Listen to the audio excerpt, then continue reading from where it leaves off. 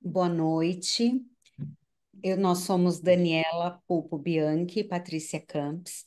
Somos psicólogas, somos membros do Comitê de Espiritualidade da Associação Brasileira Multiprofissional sobre o Luto, que tem como missão desenvolver e divulgar conhecimento, ampliando as práticas que podem existir dentro do contexto de perdas e lutos no Brasil. No nosso comitê, nós entendemos que a espiritualidade, ela é uma dimensão humana, ela é uma crença, uma conexão com o que é transcendente, em que a busca de sentido, ela vai acontecer por meio do fortalecimento de valores. Ela constitui uma estratégia muito importante no processo de enfrentamento dos lutos, e ela pode ou não ser vivida pelo caminho religioso. No nosso projeto, o projeto Religiões, Espiritualidade e Luto, nós entrevistaremos líderes de religiões praticadas no Brasil para trazer uma compreensão, um entendimento, um olhar, como é que a morte ela pode ser vivida em cada comunidade religiosa. Hoje, Daniel, estamos muito felizes aqui contando com a presença do irmão Romero, que ele é irmão Romero, Maria dos Pobres e do Eterno Sacrifício, do Instituto Filhos da Pobreza e do Santíssimo Sacramento, mais conhecido como Toca de Assis. Então, boa noite, irmão Romero. Muito obrigada por estar aqui com a gente hoje, por ter aceitado participar dessa conversa. Boa noite, paz e bem. É uma alegria estar aqui com vocês e vai ser uma alegria poder partilhar aí com vocês sobre esse conteúdo, né, que é tão importante para nós, para a humanidade, né, para todos aqueles que são partes de uma religião, né, que acreditam, têm essa experiência do transcendente. Que bom. Dani, você quer começar? Claro. Irmão Romero, nós gostaríamos de pedir para o senhor para começar a contar um pouquinho da sua trajetória como religioso e a sua busca por esse caminho espiritual. Sim, sim. Então, eu sou membro do Instituto há 22 anos, né? Toca de Assis, mais conhecido, né, popularmente. E nós temos uma espiritualidade franciscana, né, dentro da Igreja Católica, de diversos ramos franciscanos, nós somos um deles. E eu iniciei a minha caminhada há 22 anos atrás, sou mineiro, região Belo Horizonte, Grande BH, lá. Entrei para a experiência religiosa, né, como uma busca, né, de se realizar vocacionalmente. Me consagrei faz provavelmente uns 18 anos atrás. Então, a gente tem um trabalho, né, desenvolve um trabalho com a população de rua, com pessoas mais pobres, e especialmente os pobres abandonados de rua. Nós temos uma espiritualidade, né, que é mais eucarística dentro do contexto católico. E estou hoje atualmente no Rio de Janeiro, né, desenvolvendo um trabalho aqui. E, e a gente vai buscando a cada dia a fidelidade, a perseverança e se realizando cada dia mais na vocação. Tá ótimo, irmão. E para a gente começar a nossa entrevista aqui, já estamos dentro de um contexto, né, de luto e, portanto, a gente gostaria muito de entender como o catolicismo ele entende a morte, né? O que é a morte para o catolicismo?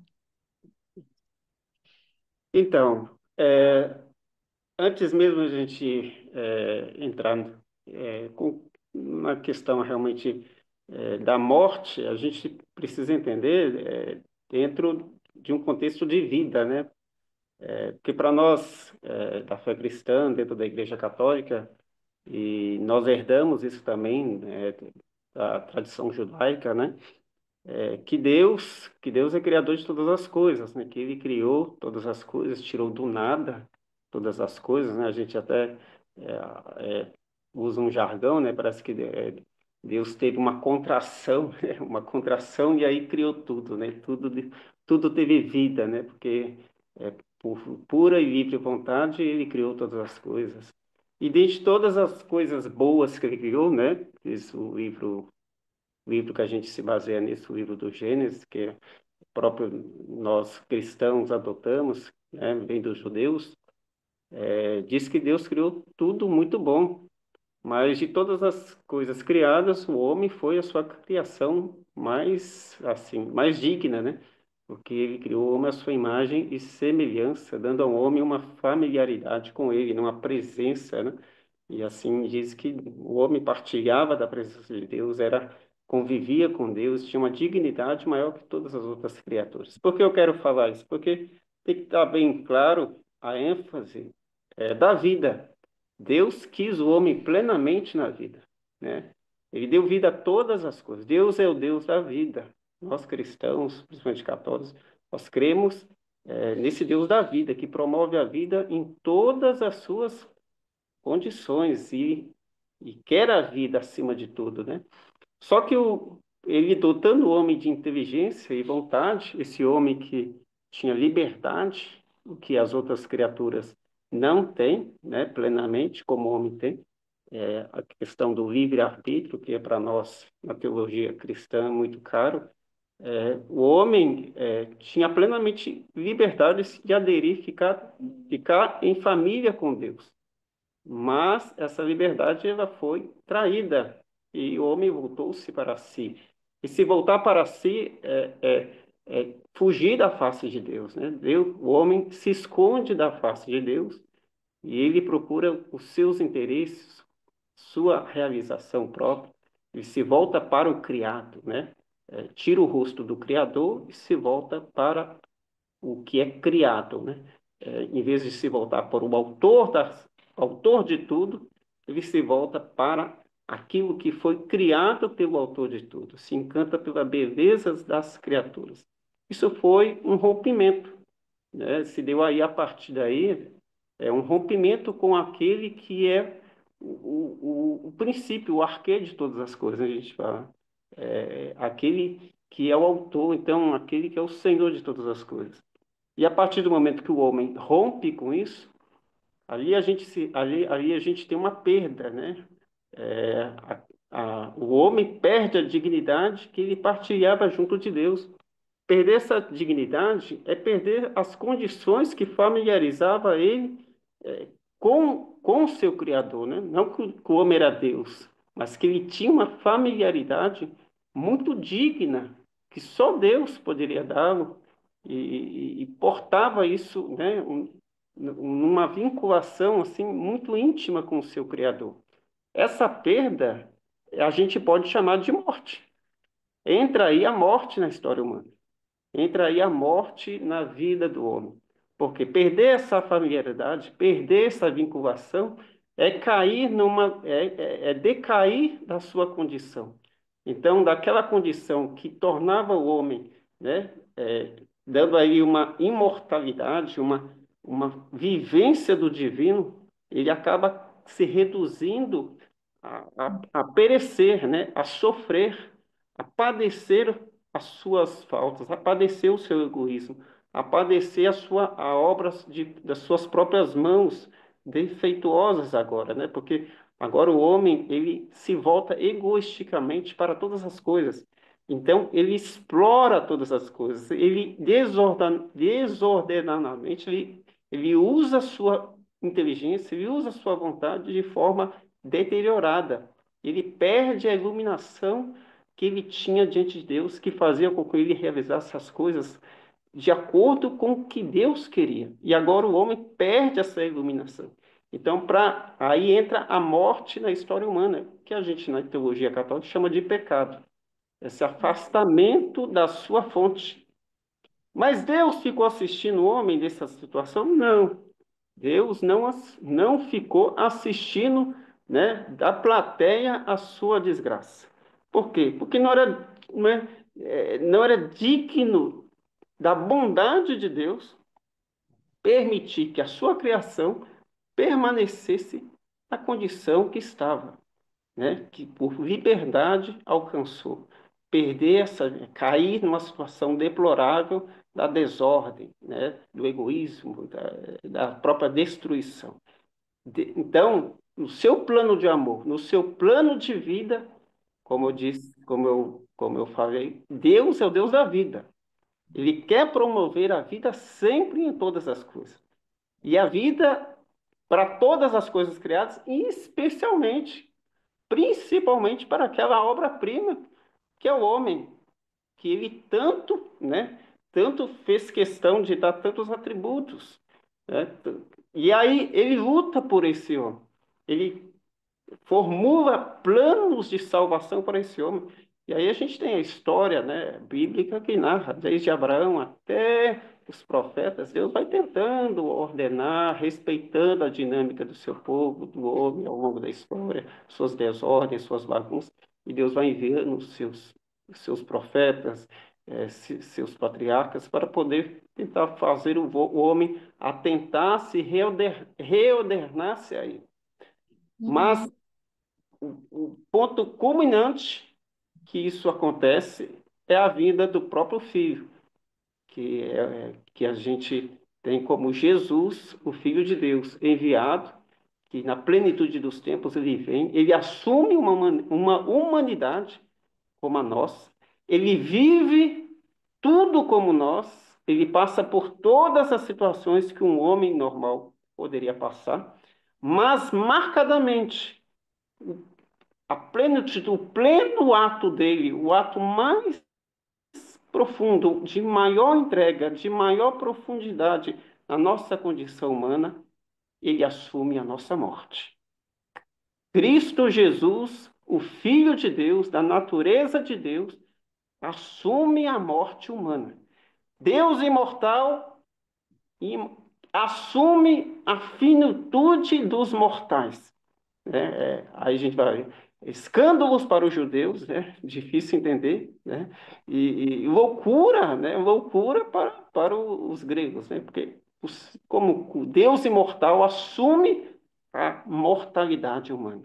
Ele assume a mortalidade humana, ele morre, sofre como um ser humano, não por culpa dele, mas por culpa dos próprios seres humanos, porque ele era perfeito. Ele morre, ele padece, ele desce na região dos mortos, mas ao terceiro dia ele se levanta, porque ele é Deus. Então, aquela humanidade, aquele homem unido à divindade, é elevado da morte ao terceiro dia.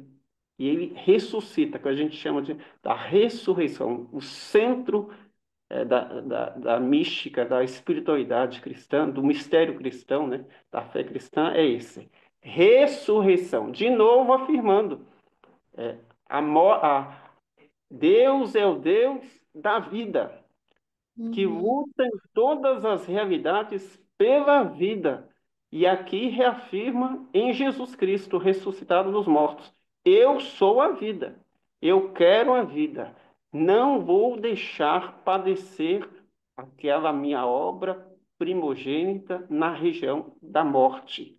A Uhum. morte aqui não tem a última palavra.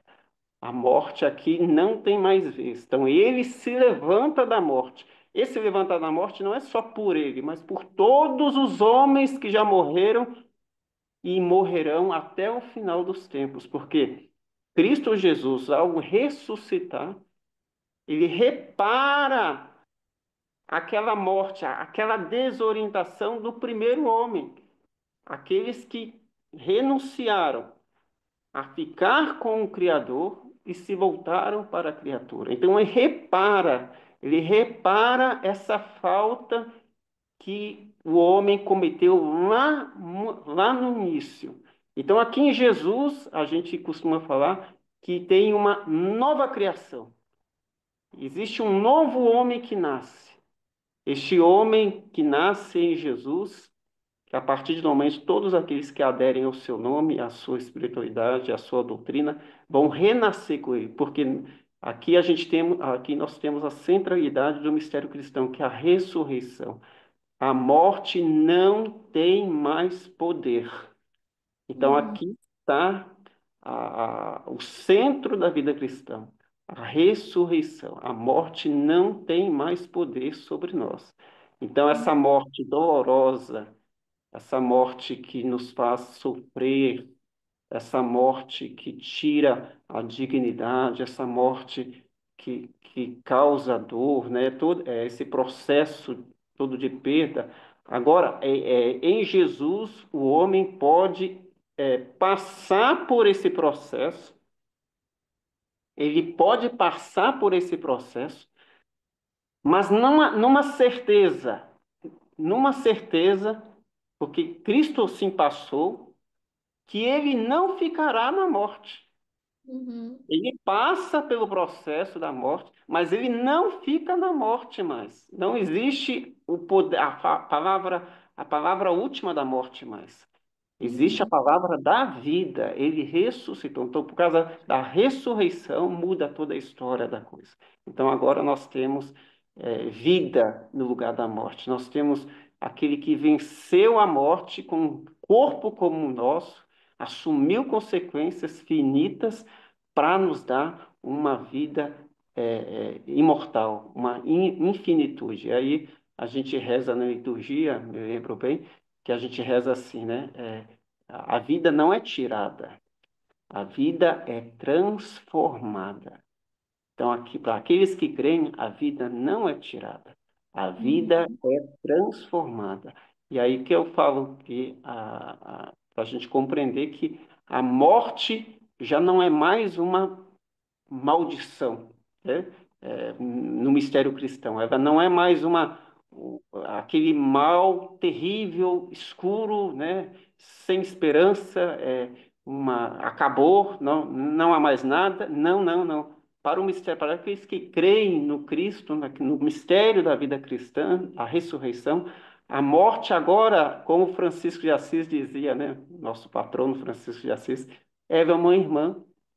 A morte é uma irmã, ela nos ajuda a chegar a uma outra fase da vida. Compreender que aqui nós semeamos. Essa vida é para semear, para a gente colher verdadeiramente numa outra mais plena. Essa vida aqui não é plena, ela é só uma passagem. E ela nos prepara para uma vida mais plena. E a morte, ela se tornou o quê? Ela se tornou, vamos dizer, esse abril, vamos dizer, essa preparação para essa vida, esse Uhum. instrumento de transformação. Perdemos aqui, aparentemente, né, pode parecer uma perda, mas para aqueles que creem, aqueles que aderiram à fé cristã, aos ensinamentos do Cristo, vão colher uma vida mais plena. Aqueles que perdem o corpo físico aqui vão colher numa outra dimensão, uma outra realidade, um corpo que não perece mais, que não Sim, padece dor. imagino que Tudo bem? sim, é complexo e muito profundo, portanto, né? A forma como o catolicismo enxerga. Acho que você traz para a gente essa beleza da compreensão, né, desse processo de transformação que é depositado e é compreendido e é vivido, né, pela morte. E fico aqui pensando, então, para esta preparação, para este encontro, para esse processo, né, a morte como esse grande processo, como o catolicismo entende, então, a preparação para isso, ou os rituais que são feitos, que envolve, né, tanto para os que ficam, né, talvez eu fiquei até pensando, pessoas que estão em processo da morte, ou em cuidados paliativos, né, se também existem rituais, orações, processos que a religião oferta para esse momento, né? Tanto que precede a morte como no momento da morte. Quais são rituais que são preconizados, então? Sim, sim. É bom deixar claro também que, mesmo tendo vamos dizer, esse ensinamento, né, da ressurreição, esse ensinamento de uma vida futura, a igreja como um todo, né, a fé cristã como um todo, ela não abdica, que o cristão possa passar por essa dor, né, porque existe um afeto, né, existe um envolvimento com aquele que Sim, parte, né? E por mais que cremos, né, existe essa fé nessa vida, mas existe a nossa humanidade, né? Existe o homem, né? Existe o homem de afeto, existe o homem de sentimentos, né? Então, Cristo também chorou. É interessante na passagem em Lázaro, ele, amigo, né? E aí Marta chega, Senhor, se estivesses aqui, ele não teria morrido. E aí ele olha para o túmulo antes de pedir que Lázaro saia, né? Ele chora. Ali é a experiência humana, verdadeiramente humana, maravilhosa, humana. Cristo chora, ele mostra que ele assume isso para nós, isso de nós. Então, deixar claro que existe esse processo humano, né? Mesmo com a Sim. certeza da ressurreição, aqueles que acreditam, aqueles que sofrem à distância, não que deixam de crer ou não têm fé, não. É humano, é um processo humano, compreensivo, né? E todos passam por isso, porque existe um vínculo, né? Existe um amor, existe uma experiência, né? Como Uhum. você falou, a igreja prepara a partir do seu próprio mistério, né? A própria missa, né? A gente fala a Santa Missa, que é o culto central da fé católica, né? Para nós católicos, que é a celebração do próprio sacrifício de Jesus, a sua entrega e a sua ressurreição, morte e ressurreição. E na missa, o mistério, toda a liturgia, todas as orações ali, durante a celebração, a consagração, a própria liturgia, ela sempre invoca essa fé no ressuscitado, uma fé na vida plena, fé nessa vida que virá, nessa vida que herdaremos. Então, toda a liturgia ela é envolvida por, por essa fala é, de vida, de vida futura, de vida plena, de vida real. Então, tudo isso já é uma preparação para que a gente compreenda que devemos nos preparar, devemos estar, né, prontos para o que um dia, a- aquilo que vai acontecer a todos, e a coisa, vamos dizer, a coisa mais certa na vida que nós temos como seres humanos é a morte. Um dia teremos que enfrentá-la, né? Um dia vai chegar para cada um, seja quem Nossa, for. e dos nossos, né? Não tem jeito, né? Enfrentamos tanto, né? Perfeito. Todo homem, né? Toda mulher passará por isso. Então, a própria criação passa, de certa forma, por uma certa morte, né? É, então, a celebração da missa, ela já tem esse intuito de preparar a nós para essa verdade. Mas uma verdade que abre uma outra verdade maior, que é a vida. A vida agora em uma outra dimensão. Propriamente assim, a missa ela tem a gente fala da liturgia envolvida por esse movimento de ressurreição, movimento de vida maior, movimento de uma vida, a gente sempre fala, uma vida plena, uma vida verdadeira, uma vida que não passará, uma vida perene, que a gente chama, né? Mas também tem outros ritos que nós praticamos, principalmente quando se perde um familiar, né? A gente temos a pastoral da esperança, né? A gente nomeia como uma pastoral que prepara os familiares, né? Assim, a pessoa perdeu. Antes de falar dessa pastoral, eu vou falar de um sacramento, que a gente chama sacramento da unção, extrema unção dos enfermos. A pessoa, geralmente, o pessoal entende mal, pega a palavra extrema, né? Uma extrema unção. O que é esse sacramento de extrema unção? É um sacramento realmente para a pessoa que está enferma, ou está próximo, né? Está se preparando para uma partida. E aí a Uhum. igreja dá esse sacramento, que consiste num óleo, né, abençoado, e certas orações, no intuito, não só, lógico, não só para aqueles que vão partir, mas para aqueles que estão doentes, também para fortalecê-los diante Uhum. Ah, de enfrentar as enfermidades, mas também para aqueles que vão partir. E aí, antes, né, a pessoa é preparada, recebendo esse sacramento, recebendo essa oração, recebendo esse óleo. Como uma contrição última, a gente fala, uma contrição última para a pessoa repensar a vida, repensar os atos, né? Fazer uma reconciliação consigo mesmo, com os seus amigos, com os seus próximos, com aqueles, é, perdoar, né? Ficar uma certa ordem interna para poder ir bem. E existe tantos testemunhos assim, de pessoas que realmente não ficavam numa agonia, não melhorava, né? Essa pessoa não melhora, mas também não consegue partir. E às vezes quando recebe o sacramento, aí parece uma paz invade a pessoa, invade o coração da pessoa e a pessoa faz essa passagem com paz. E até a família, o processo da família de aceitar essa partida, né? Aceitar que é a hora, né?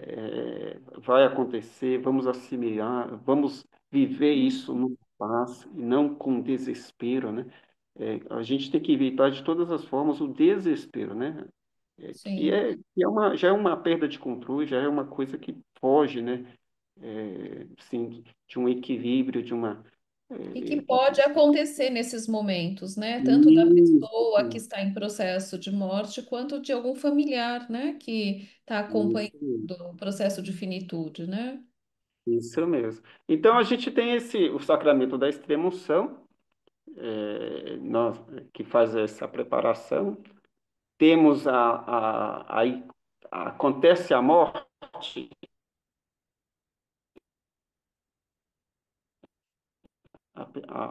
tem às vezes encomendação do corpo da pessoa. Então tem todo um rito aí para preparar tanto a família, na certeza, né, de que, olha, a vida continua, fora essa. Existe uma esperança, existe uma esperança. A fé nos alimenta a esperança de uma vida Uhum. fora essa. E aí tem o intuito de preparar, né, a parte do movimento e também a família, né, de dar esse conforto para a família. Olha, né, nós temos uma fé, nós temos uma esperança, né, e que essa esperança nos conforte. É, Uhum. eu sofro, eu tenho uma dor, vai haver uma distância e eu vou ter que enfrentar uma ausência, sim, mas não sozinho. Não tenho que enfrentar isso sozinho. Eu tenho uma fé. E eu tenho uma fé em uma comunidade. Eu não tenho uma fé sozinha. Tenho uma fé envolvido por uma comunidade que está comigo, né? Que está comigo. E isso pode me dar amparo, me dar força para viver essa perda, né? Esse amigo, a comunidade que celebra comigo, a comunidade que, que convive comigo, convive com a minha família, acolhe a minha família. Isso é tudo vai dando uma força para a pessoa, né? Diante daquela Sim, perda, diante daquela, sim. né? Da ausência desse ente querido, né? E nós temos Uhum. também o que a gente chama comumente, que é muito mais conhecido, que chama, depois da pessoa partir,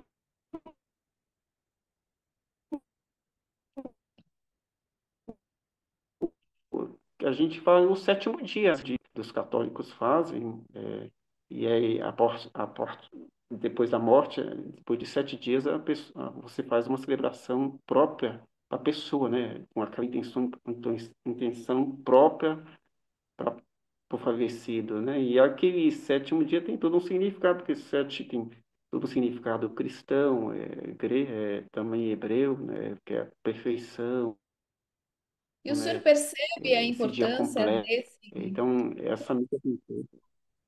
Opa, o senhor percebe a importância dessa missa de Oi? sétimo dia? O senhor percebe a importância dessa missa, né, dessa Santa Missa no sétimo dia após o falecimento, como um recurso de enfrentamento para as famílias no processo de luto?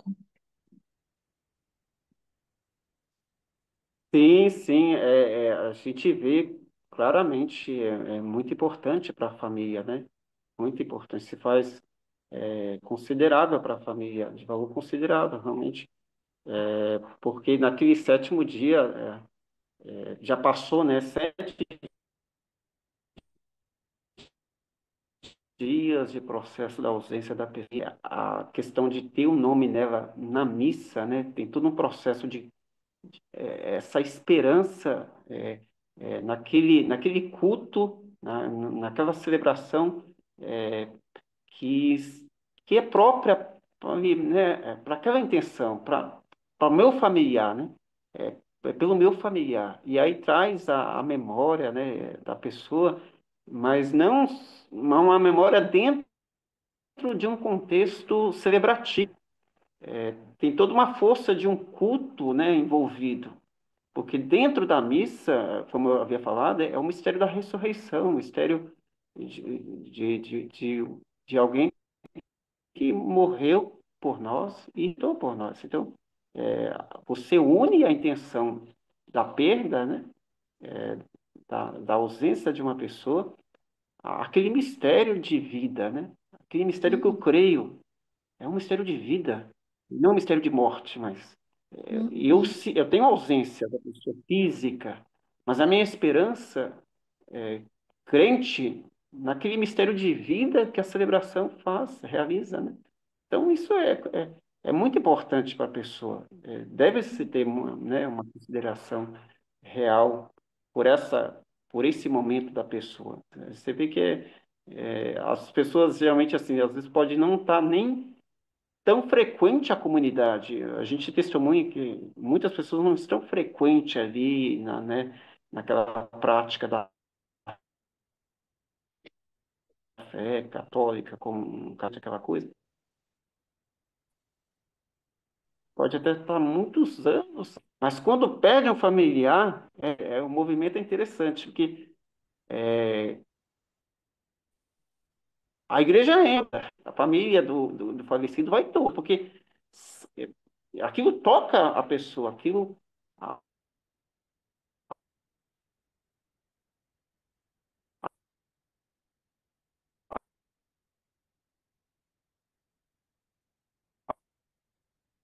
Nós estamos com uma A, pequena falha de comunicação. ausência daquela prática muito claro.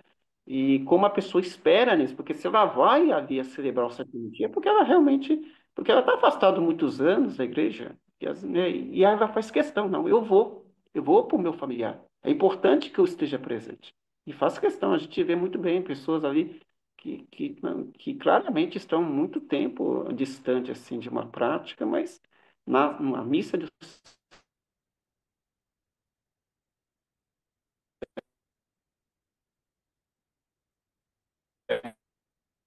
sétimo dia, a pessoa vai, faz uma real importância considerável da, da missa do sétimo dia, né, como rito preparatório, né, como rito de preparação, de conforto para a pessoa, né, que perde o familiar.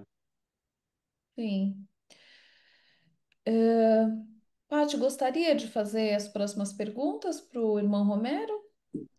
Claro, A irmã Romero foi ouvindo o senhor, né, e fui pensando nessa transformação e achei muito interessante e importante na tua fala, né, que ainda que a gente tenha uma crença na ressurreição dentro da fé católica, existe uma ausência física que é vivida a partir da perda de uma pessoa querida, né? E quando o senhor foi falando dos rituais, fui pensando desde o ritual da unção, o ritual de encomendação, a missa do sétimo dia, que a gente percebe que é um lugar de conforto muito importante para as pessoas que estão vivendo um processo de luto, né? Para as pessoas poderem estar na igreja, estar lá significando, ressignificando a sua pessoa querida que partiu.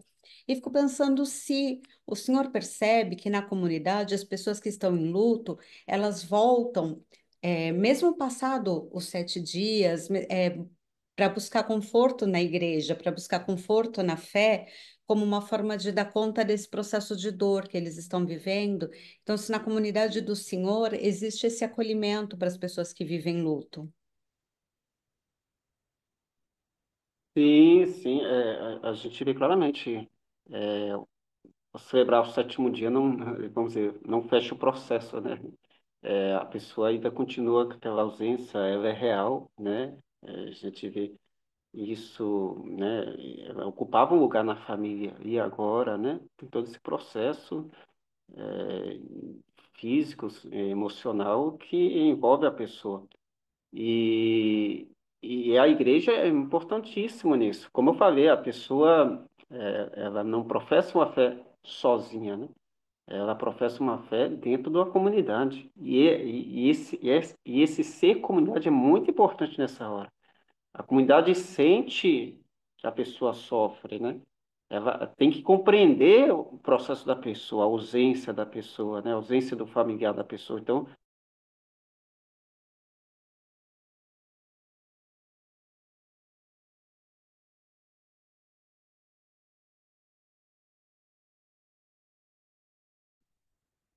Nós estamos com uma pequena falha novamente, né, Paty? Você também observa essa falha, né? Sim. Oi, irmão Romero, nós tivemos um pequeno travamento, né? aí eu Não chegou, só travou a imagem e o som. Né? O senhor estava falando dessa vinculação à comunidade voltou. como um recurso de enfrentamento em Ah, limite. tranquilo. Então, como eu havia falado, a comunidade é muito importante nesse momento, de amparar a pessoa que tem essa perda, né? E ela busca a comunidade, né? Ela busca essa esperança desse apoio. O próprio celebrar junto já vai dando esse conforto, né? Uma coisa que a gente faz muito, principalmente nós católicos, nós fazemos memória dos nossos familiares, dos nossos antepassados, né? Porque nós acreditamos, vamos dizer, na glorificação deles, né, junto de Deus, compartilhar da presença de Deus, da amizade de Deus, né? Cremos nisso e elevamos nossas orações por eles, né? Nós vamos à missa na igreja para elevar orações por eles, para que eles possam alcançar a vivência divina, né? A vivência da presença de Deus na eternidade. Então, essa memória também ajuda o familiar a estar ressignificando isso, porque agora há pouco mesmo a gente viveu isso. Nós, nós celebramos a memória de um irmão nosso falecido, o irmão faleceu na pandemia, e aí a família dele todo ano celebra a sua partida, como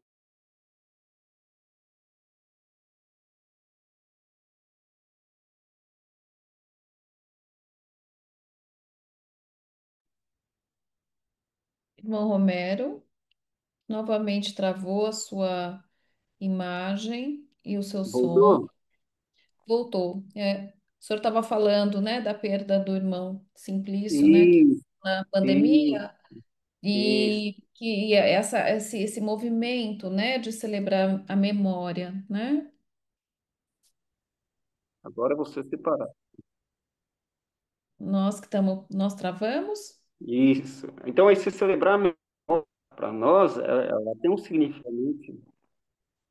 Travou? Acho Não, que te agora. escutamos, estamos te escutando. Então, para nós, tá. Então, para nós tem todo um significado de você trazer, alimentar essa fé de que a pessoa ela partia da vivência divina hoje, né, junto de Deus, e ao mesmo tempo traz ao coração, né, da pessoa esse conforto, vamos dizer, uma certa calma, né, uma certa paz de que a pessoa está bem, né, principalmente está bem, a pessoa fez um processo bom, a pessoa tinha uma vivência boa, né? E aí a gente crê, celebrando, fazendo memória dessa pessoa, a gente também ressignifica em nós, né, esse acolhimento da partida, né? Se entender que ela está bem, né? Ela está melhor. E que eu aqui tenho que ficar melhor também. Eu tenho que tirar lições da vida da pessoa, né? Fazer uma memória do que ela deixou, né? Então, isso acontece muito, assim, comumente no que nós cremos que são os processos de canonização, de beatificação, de levar as pessoas a um culto, né? Então, tem todo esse processo que ajuda a refletir óptico, mas vamos dizer, com mais saúde, né? Com mais, com mais paz, né?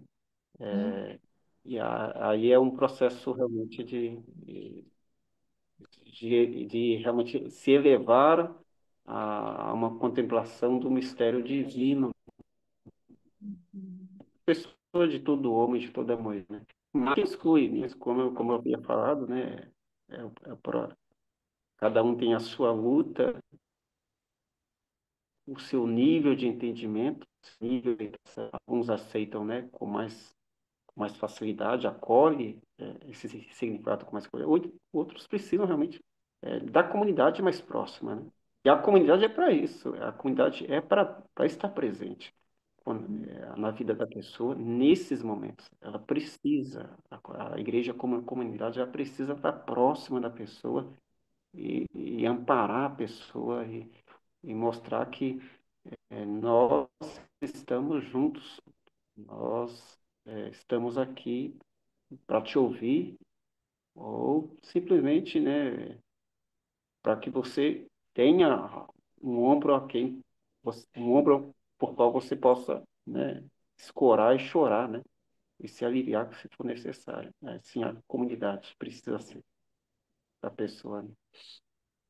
Sim, e eu fico pensando, irmão Romero, o quanto a dimensão comunitária, a dimensão religiosa, ela se torna uma presença em meio a uma ausência, que muitas vezes é muito sofrimento, né, é muito difícil. E pensando nessas pessoas que perderam pessoas queridas, pessoas amadas, gostaria de pedir para o senhor se o senhor poderia deixar uma mensagem para as pessoas que estão vivendo as exigências dos seus processos de travessia de luto, enfim, se tem algo que o senhor gostaria de dizer para quem está passando por esse enfrentamento.